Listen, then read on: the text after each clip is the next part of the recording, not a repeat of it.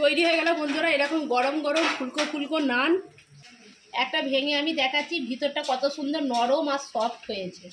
দেখো কত সুন্দরভাবে,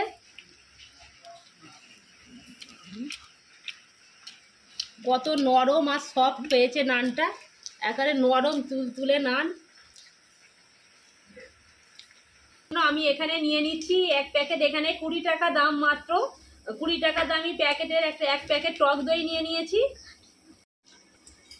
বাড়িতে থাকা সামান্য উপকরণ দিয়েই বন্ধুরা আজকে আমি অনুষ্ঠান বাড়ির মতো কিভাবে নান বানাবো আজকে সেই ভিডিওটাই তোমাদের সঙ্গে শেয়ার করব। এখানে 20 টাকা দামি প্যাকেটের এক প্যাকেট টক দই নিয়ে নিয়েছি। আর টক দইটা যেন না দলা পাকি থাকে সেই জন্য চামচে করে একটু ভালো করে ঘেঁটে নেবো। ইস্ট আর বেকিং পাউডার ছাড়াই আমি কিভাবে বাড়িতে নান বানাচ্ছি সেইটাই আজকে তোমাদের সঙ্গে শেয়ার করব।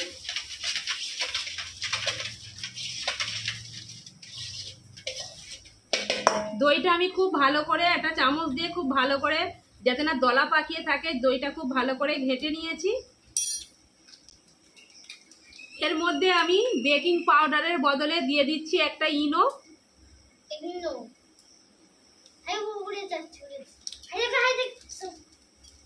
ইনো দেওয়ার সঙ্গে সঙ্গে দেখুন বন্ধুরা এখানে কিরকম একটা ফেনার মতো হয়ে গেছে। ইনোটাও আমি এটা দইয়ের সঙ্গে খুব ভালো করে মিশিয়ে নেব।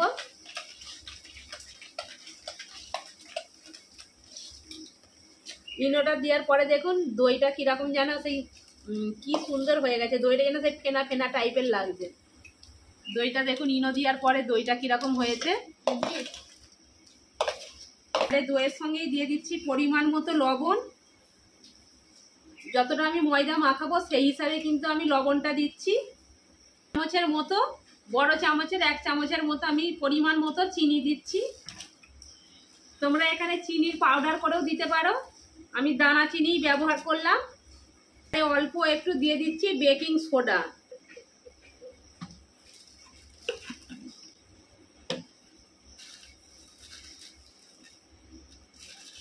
অল্প একটু বেকিং সোডা দিয়ে দিয়েছি পরিমাণ মতো, যতটা আমি ময়দা মাখাবো সেই হিসাবে কিন্তু সবটা দিচ্ছি।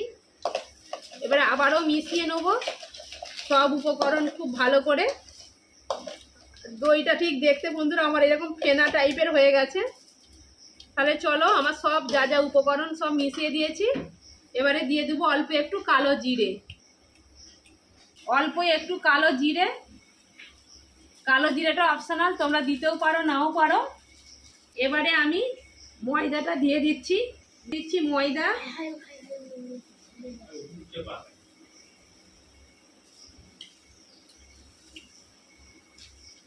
জল দেওয়ার আগে বন্ধুরা ডো বানানোর আমি সব উপকরণগুলো সব ভালো করে মিশিয়ে নিয়েছি। এবারে আমি ময়মের জন্য দিয়ে দিচ্ছি সাদা তেল।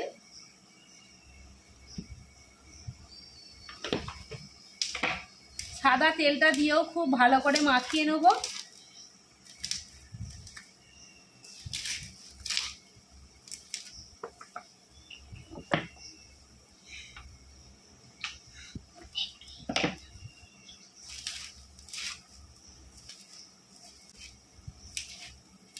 ময়মের জন্য সাদা তেলটাও আমি খুব ভালো করে মিশিয়ে নিয়েছি। এবারে অল্প অল্প জল দিয়ে একটা ডো বানাবো।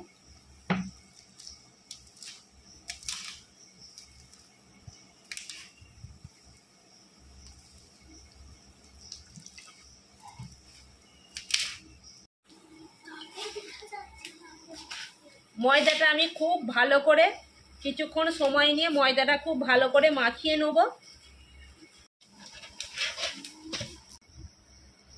ডোটা ঠিক এইরকম নরম হবে, যেরকম লুচি পাউডার ক্ষেত্রে আমরা ডো বানাই তার চেয়ে লেচিটা ডোটা কিন্তু একটু নরম হবে। ডোটা ঠিক এইরকম হয়েছে। খুব কিছুক্ষণ খুব ভালো করে দোলে দোলে মাখিয়ে নেব।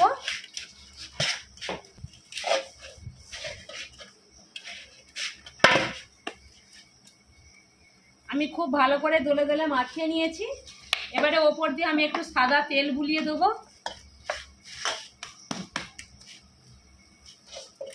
গোটা লেচিটার মধ্যে একটু সাদা তেল দিয়ে দেবো।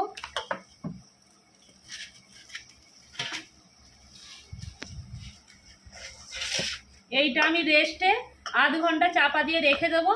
আধ ঘন্টা পরে আবার ফিরে আসছি।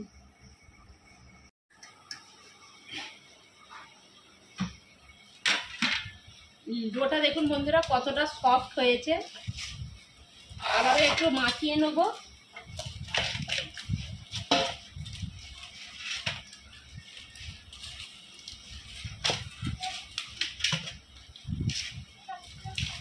তোমরা যদি তাড়া থাকে যে তাহলে রেস্টে না রাখলেও হবে, সঙ্গে সঙ্গে তোমরা এইভাবে খুব ভালো করে ময়দাটাকে মাখিয়েও কিন্তু তোমরা করতে পারো। তাহলে চলো একটু বড় সাইজ করে আমি লেচিগুলো কেটে নেব। এইরকম সাইজ করে বন্ধুরা লেচিগুলো আমি কেটে নিচ্ছি।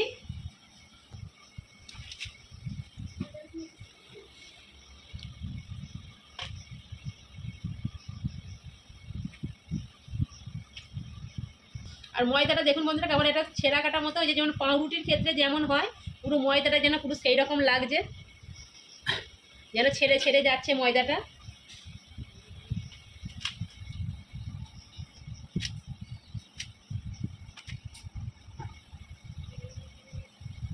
এরকম বড় বড় সাইজ করে লেচিগুলো আমি কেটে নেব। লেচিগুলো কেটে নিয়েছি। এবারে বেলন কাঠের মধ্যে দিয়ে দিচ্ছি অল্প একটু সাদা তেল। আর লেচিটা ঠিক এইরকম বন্ধুরা এখনো নরম আছে, যেরকম আমরা লুচি পরোটার ক্ষেত্রে ডো বানাই তার চেয়ে কিন্তু অনেকটাই নরম। আমি কিন্তু এক একটা করে গোল করব আর এক একটা করে বেলে নেব।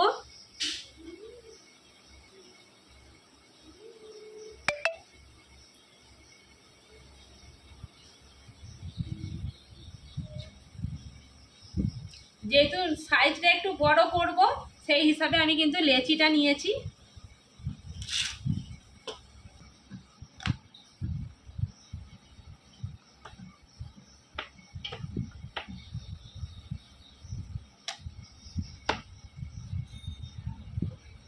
খুব বেশি কিন্তু পাতলা হবে না, এইরকম মোটা রেখেছি, যেহেতু নান একটু মোটা হয়।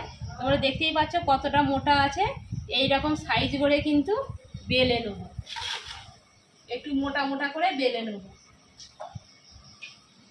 আবারও একটা গোল করে নিচ্ছি।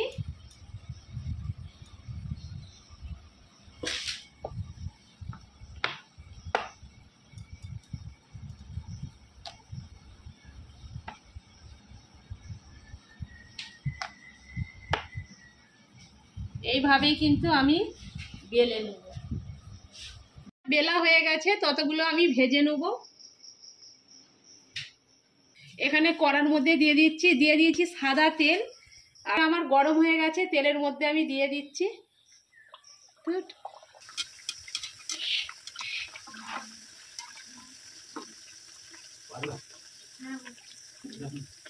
দেখুন বন্ধুরা নানটা কত সুন্দর ফুলে উঠছে।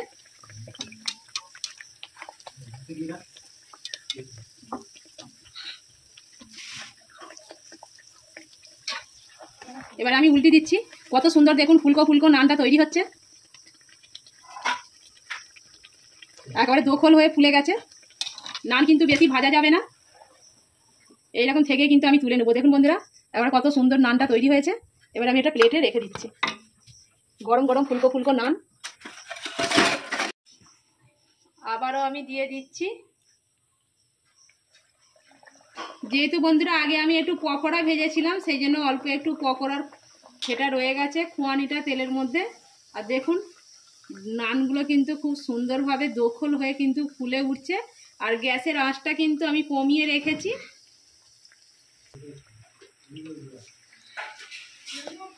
এক পাশটা ভাজা হয়ে যেতে আর এক পাশটা উল্টে দিচ্ছি।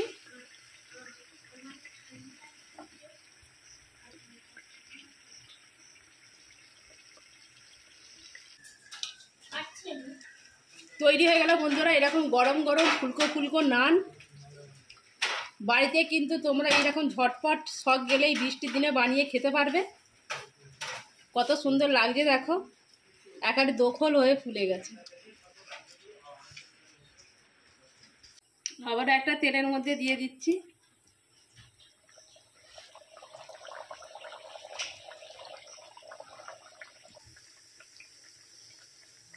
তেলে দেওয়ার সঙ্গে সঙ্গে দেখুন বন্ধুরা কিরকম ফুলে উঠছে।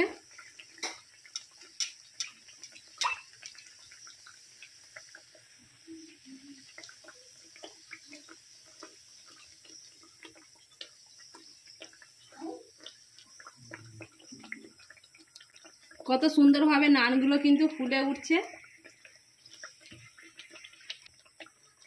এবারে আমি উল্টে দিচ্ছি।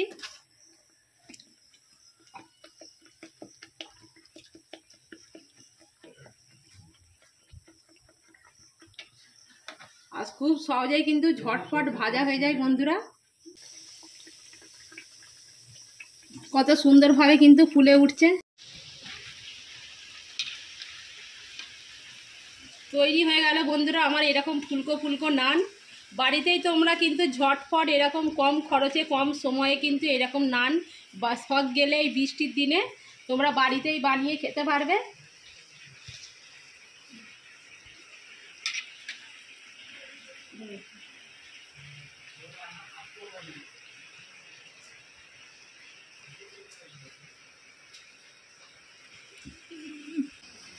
তৈরি হয়ে গেল বন্ধুরা আমার এরকম গরম গরম ফুলকো ফুলকো নান।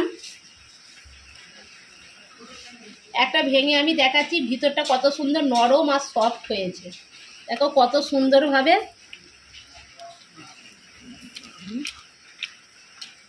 কত নরম আর সফট হয়েছে নানটা, একেবারে নরম তুলতুলে নান। এইভাবে কিন্তু তোমরা বাড়িতে বানিয়েও কম খরচে ঝটপট কিন্তু ইস্ট আর বেকিং পাউডার ছাড়াই কিভাবে এরকম নরম তুলতুলে সফট আমি নান বানালাম সেই ভিডিওটাই আজকে তোমাদের সঙ্গে শেয়ার করলাম। আমার এই ভিডিওটা ভালো লাগে যদি বন্ধুরা লাইক করবে আর কমেন্ট করে জানাবে আমার এই আজকের রেসিপিটা তোমাদের কীরকম লাগলো। আর নতুন হয়ে থাকলে সাবস্ক্রাইব করে পাশে থেকে। চলো আবার নেক্সট ভিডিওতে দেখা হচ্ছে, টাটা।